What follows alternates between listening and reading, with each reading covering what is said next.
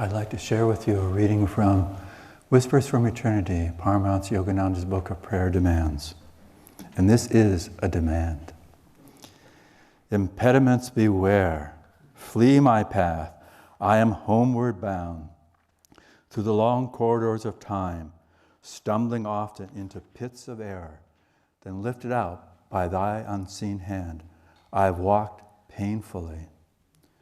Discouraging darkness, barbed wire fences of habit, stony embankments of indolence, mountains of indifference, oceans of unfaithfulness, sirens of sense longing may stand even now in my path, as if to prevent my march onward to thy palace. But a million kingdoms and sextillions of years of unblemished worldly happiness will never tempt me again to turn away from thee. And the title of this one is called, I Demand to Return Home. You know, the parable of the Prodigal Son is a very comforting way of understanding who we are as devotees on the spiritual path. I think it brings solace and just a deeper, more open-heartedness for all of us to read and reread this parable.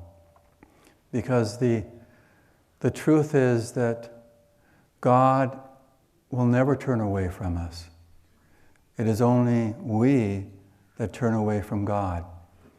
And we've turned away from God many, many, many times, over many, many lifetimes. And even then, we forget the truth of God's unconditional love for us. And we're humbled when we've suffered enough, when we've been bored enough, as Master would say, then we come back. But you know, in the verses preceding the one that Parvati read from the parable of the Prodigal Son, it adds a little bit more the circumstance and the details, and you probably all remember them.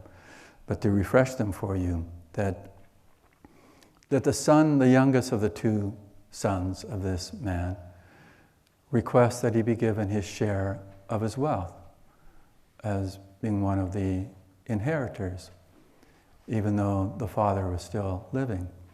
And so the father did this, and in a few days the son went off, and he went off to faraway lands, and he squandered the wealth. It actually says in some interpretations of the parable of the prodigal son, he squandered in loose living, meaning that he indulged in his ego senses, that the senses predominated, the senses, in a sense, commanded him. They allowed him to indulge in those senses and reduced him to being someone that didn't have his own sense of being centered anymore. Because that's the allegory that this parable is about. It's about what happens to you and I. It isn't just a story that we read in the Bible. It's what happens over and over again to each devotee exploring what their deeper reality is. And then famine hits the land where this man has gone off to, and he has no resources left. And he's talking with someone that has a farm, and he says, could I work as a hired hand on your farm to feed the swine with the pods, as they refer to it in the parable? And he desires to eat those pods himself. He is so famished. But no one has offered that to him. And then he says to himself,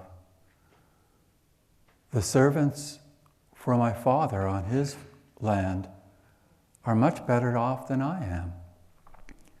I will humbly go to my father and ask to be one of his servants.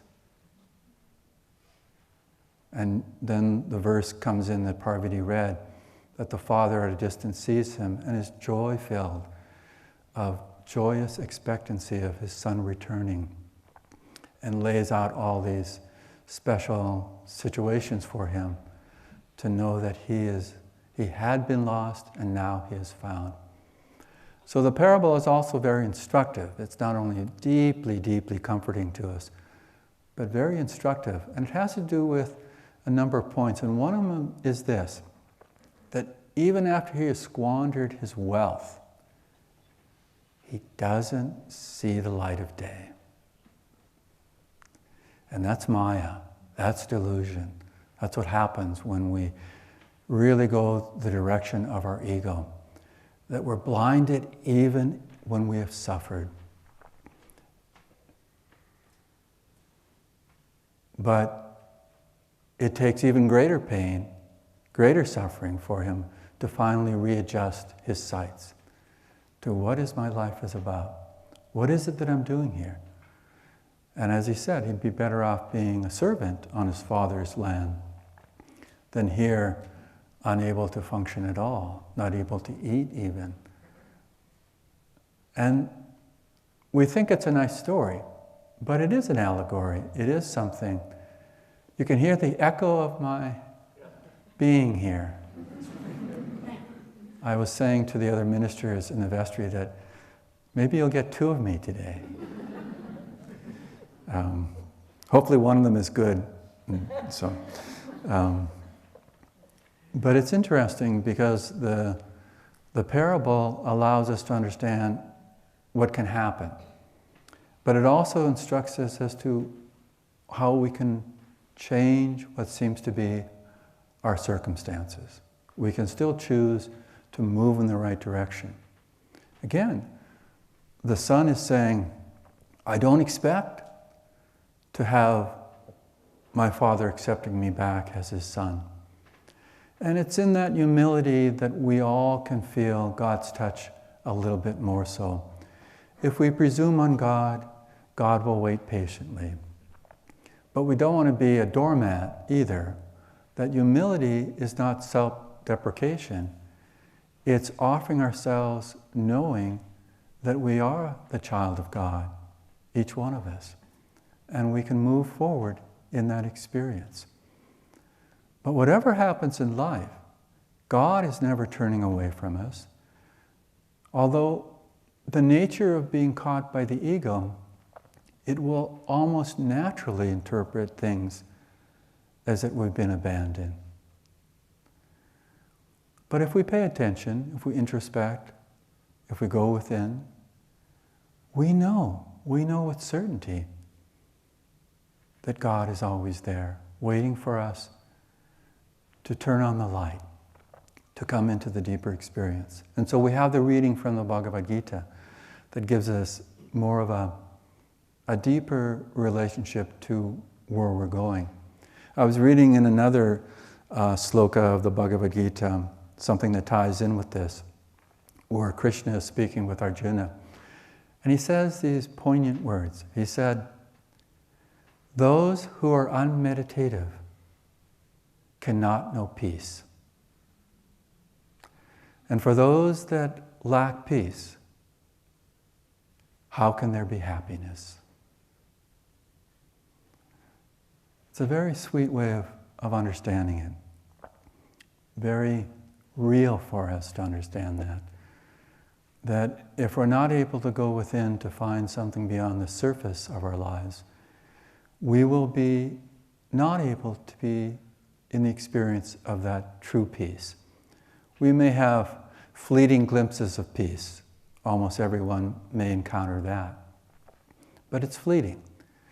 But what Krishna is saying to each one of us, it is through meditation that we know peace, and we know the other qualities of calmness, of joy, of love, of the inner experience of light, the inner experience of sound, of that intuitive wisdom, and that power of the energy of the divine flowing through us. These are all sort of on our periphery all the time unless we have an inner life. It's not as if they're gone from us if we don't have an inner life, But as I use the word periphery, they're on the outer edges of who we are, of our lives. But if we turn within, if we are meditative, then those gifts come to us. And that is when we reach not only the experience of happiness, but the real experience that we're seeking, the bliss of divine consciousness, the bliss of the divine touch in our lives. So for each one of us, what is it that we're tuning into? It may be that we have tremendously magnetic past karma that makes us swerve off the narrow, straight pathway to God. I would say that's a guarantee for each one of us, that karma is going to be magnetic at times to take us off course. But that's not the challenge. The challenge is what we do with that. And it begins with some of the more little things in our lives, the minor things that we think, oh, I can do that. I'm above that. I'm okay with that. I can go and explore this thing, my senses or that. But suddenly that's the magnetism that's been lurking, hidden from past karma. But that will happen. That's not something we need to worry about. What we need to do is set in motion an energy flow, a magnetism that's always opening up to the deepest and highest possibility. But that's in every moment. That's in every choice.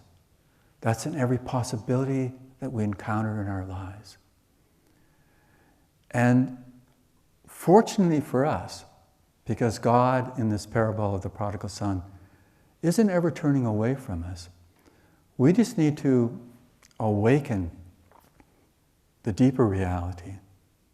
And sometimes, as you and I all know, that's a struggle. Just like the Prodigal Son, being beaten up by life, still doesn't know the right way to face. He's in survival mode. But if we can bring even just a kernel of spiritual magnetism into when we feel we're in survival mode, we're on the right path. We're in the right direction that we need to go.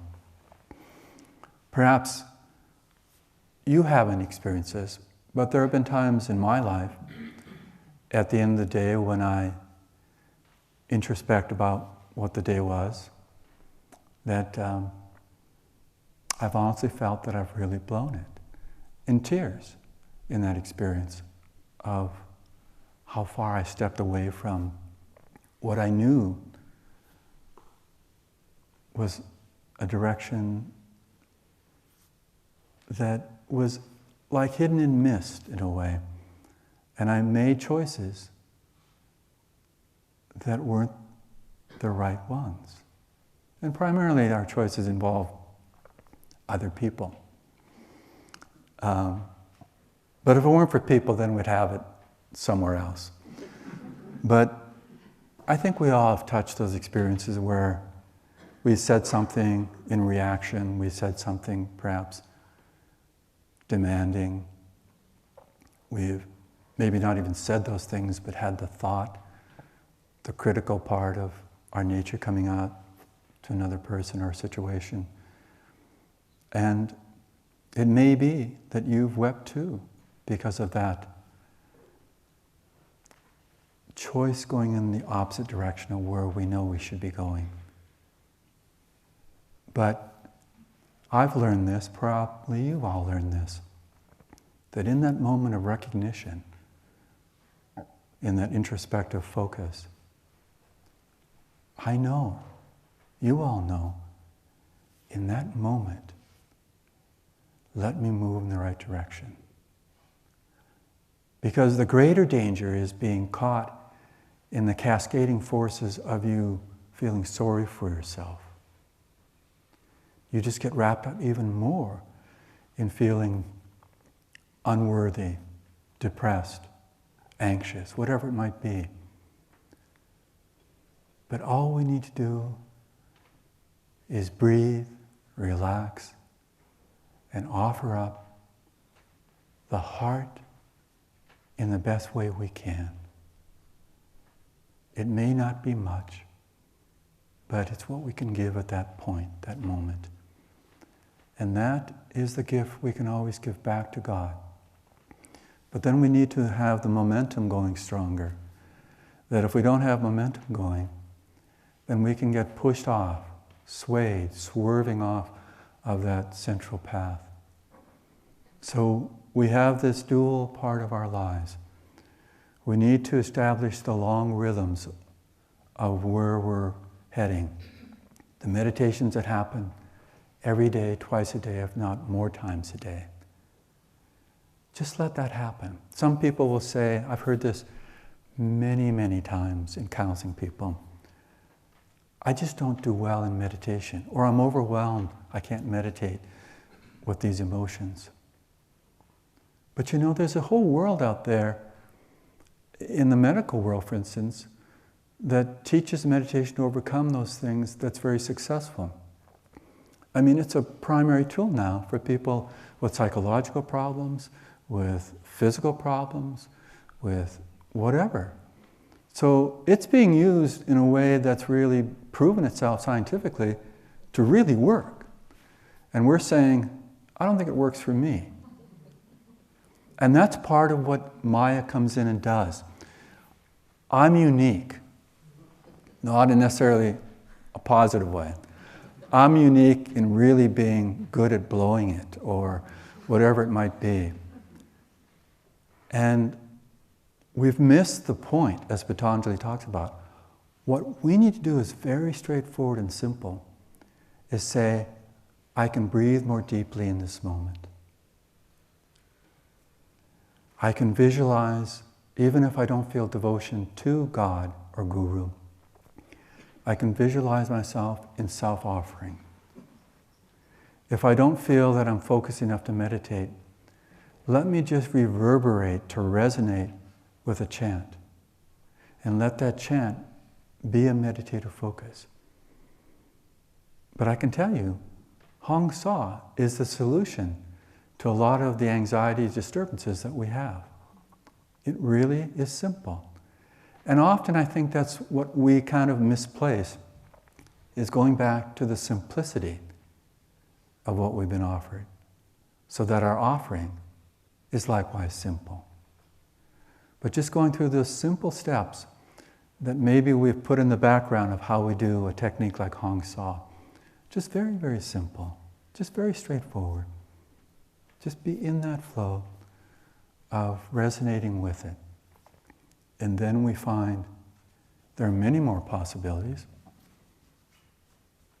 The energy can be going in expansive ways. That is what the parable of the Prodigal Son is offering us. How do we go forward in positive ways? How do we, as the Gita sloka says, how do we come into that deep calmness again? Simple. Take those steps in front of you. One of the things that I do, which just seems too simple at times, is that before I start my practice of Hong Sa meditation, I do many, many, many, many even count breathing exercises. You know, rather than getting 3 or 4 done and then I'm on to Hong Sa, I'll do 12 or 18. Very calm. Just breathe in to a count, hold the breath to a count, breathe out to that same count. If you're really there just relaxing into that simple thing, Hong Sa becomes the vibrational connection of your true self with the divine. It's not something you're doing anymore. It is your experience that's flowing from the divine through you to that fulfillment. So find the ways that the little things in life become a choice to do what you know is going to bring you God's presence more and more. As Master said, if you don't have devotion, simply pray, bring me devotion. If you don't have calmness, Find the ways through the breath, or, being in the corpse pose on the floor. We've been given just so many ways that we maybe forget because we've applied them in formal ways. But lie down in the corpse position and do deep breathing. Let the chant resonate with you, whether you play harmonium or not. Be in that experience. That's the promise of the scriptures, that each one of us can come back to our true home in God. Let's all aspire and then endeavor to make that real. Blessings to you.